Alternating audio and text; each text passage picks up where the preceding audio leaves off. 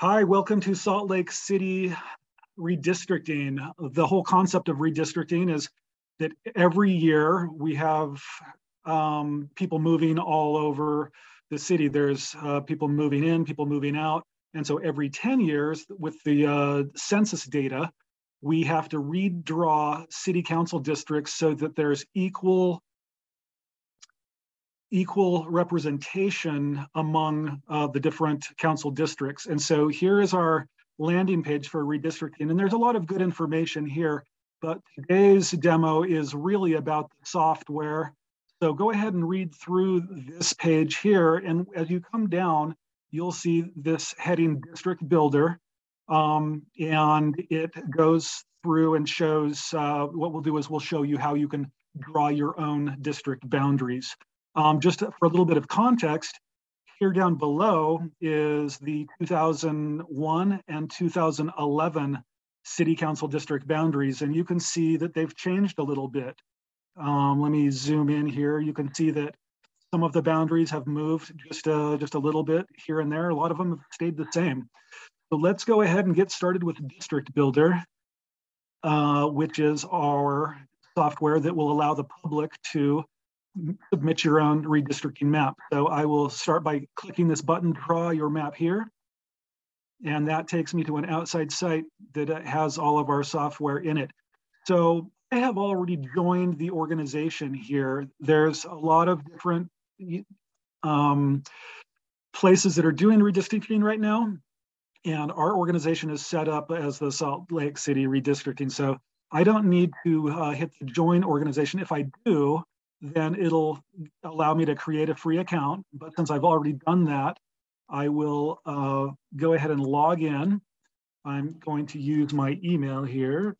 And then it says, welcome to District Builder. It gives us a little bit of information about that. And what I'm going to do is I don't really want to import a map. I want to create a map. This takes us to a page that we really need to go here to the Salt Lake City redistricting organization. Once we do that, then we have two different options. We have a blank template, or we have the current city council district template. And what we're going to do first is go through the current city council template. So I will just click this, and it shows us the current city council districts as different colors across the city here. And you can see that as I mouse over here on the left side, green is Council 1. If I select Council District 2, it's this orange color.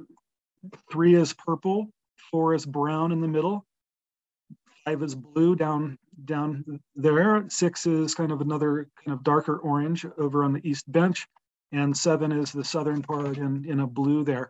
And so this is pretty simple. What this does is it shows how many, it shows the imbalance, the current imbalance with our council districts. So right here, the biggest imbalance is Council District 4 has way too many people in it. We need to remove about 3,200 people from the district in order to get within a 5% balance. So we really want that, the target population is, let me reconnect there. Let me just close out of there. Okay, so we've got too many people here in District 4. And so it's very simple. All I need to do in order to move people from one district to the other to really move the council district boundaries is I see that District 2, which is right next to District 5, it needs a few thousand more people. So I will highlight that, and there you can see that that's highlighted. And I'm going to zoom in here. And what I can do now is I can use these tools up here to select different census block groups and then have them assigned to District 2. So these are block groups. They're very large. And what I can also do is take this over here, the labels. I can say I want to label based on population. Okay, so now I can see that in this block group, there's 2,500 people there and just over 1,000 people in this one. Well, those block groups are maybe a little too large for what I want to do. So I'm going to go here and turn on the blocks. Now in the blocks, I can see that I've got a more refined, finer grain ability to make these assignments. So now that I have District 2 highlighted, I can go take either selecting things by pointing and clicking like this, or I can take a paintbrush and I can go ahead and paint in some of the areas, or even better, I can grab this rectangle tool and I can go select a bunch of these areas. Once I've selected those, this indicates that I want to move these blocks from District 5 into District 2 since District 2 is highlighted. Now that I've got that selection there, I can go accept. And then, all right, now we see that the District 4 is still too high. It says we still need to remove 2,000 people from there. These other districts, you can see there's a green check mark. That means that they're okay as far as population balance goes. But yeah, here we still need 2,000 people out of there. And it looks like District 5 needs, some people. It's 1,500 people too low. And so what I'm going to do is select District 5, go ahead and take my selection there. And I'm just going to go select all of these blocks right here. And I'm going to accept and move those into District 5. Just like that, now we see green check marks down through all of the districts. I have just effectively rebalanced the districts in two selections. This is more or less adequate. Once you get the green check marks, you're good. The graphs next to it really shows the demographic breakdown. So for District 1, we've got a majority minority district. And then also for District 2, the other ones have predominantly one demographic that is predominant. And so now let me go back over here, turn the labels back off, and then I will go zoom out a little bit. And so we can see the new boundaries where I've drawn them. Now that I've moved the boundaries, I'm kind of curious on where the boundaries used to be. If I come down here in the lower left to the reference layers, I can turn on the current city council district boundaries. And they come in this blue color that doesn't really contrast very well. So it's a little hard to see, but we can't really control that right now. But you can see here, this is where the boundary used to be right here. And I've just scooched that boundary up a little bit or down a little bit, or no, I guess up a little bit. And then over here, the boundary was coming along I-15, but I moved District 2 over to look like 5th West. So that's really how it works. That really is all it takes. When you're making these assignments, though, we do want to ensure that everything is okay. So up here in the upper right-hand corner, there's an evaluate button. If I click that, it shows there's equal population. That checks out. All of these need to be contiguous, meaning they have to be in direct contact, the borders need to be shared with no gaps. And I've got an error there. So 6 out of 7 are good. And I can see right here that I must have missed some in my selection.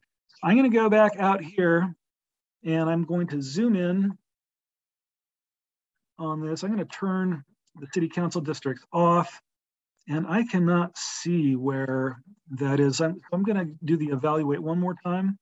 And yeah, we've got this little polygon right there that is not correct. So what I'm going to do is select Council District 2. Oh, and I can see the boundary. You can see the orange boundary right here. I didn't catch that when I did this before, so I'm just going to select all of those, accept it. And now it looks like if I evaluate, I'm good. Equal population criteria is met. Contiguity is also met. So we are good. We can go ahead and save this. And that is our new proposed city council district boundaries. If I come up here to the icon in the upper left, I can click on this and it'll show me the maps that I currently have. That's the one that I just did. If I want to make a new map, I can click on that. I need to go ahead and hit Salt Lake City redistricting again, and I can do another map with different boundaries based on the current boundaries again, or I can start with a blank map. This is a little bit tougher, but I'll go ahead and start one like that. And it shows all of these census block groups that are unassigned. All of the city's population is in this 0 council district. And so what I'll do is I'll say council district 7, I'll highlight that. I can go grab my selection tool and I can go ahead and select those, accept it. And what we're seeing now is I've got way too many people in this district. And so I would have to continue on, and I'm not sure why that one selected up there, but I could go ahead again, take number 6, hit this, select all these, accept, and so on. Again, I mouse over, it says we have to remove 7,000 people from here. So long story short, you can create districts from scratch, but probably we want to stick with just moving the existing boundaries just for convention's sake. But you do have the ability to do any number of these things. So with that, I will go back out here to my existing boundaries, and that's really most of what you need to do. There is another metric here called compactness, and compactness is a measure of the border perimeter to the border area. And so our most compact council district right now is Council District 4, and it's almost a perfect rectangle. The reason why compactness is important is for gerrymandering. We don't want long, skinny districts that snake all over the city, just because we just really, it's legal requirement to keep them as compact as possible. So that's all you're looking at there with that measure. So with that, I think we can go ahead and let the public go ahead and submit your redistricting plans. All of your plans go into a main library of plans that we can review, and the city and the redistricting committee will go ahead and review all those and see which idea is the best. Anyway, that's all I've got for you. Thanks.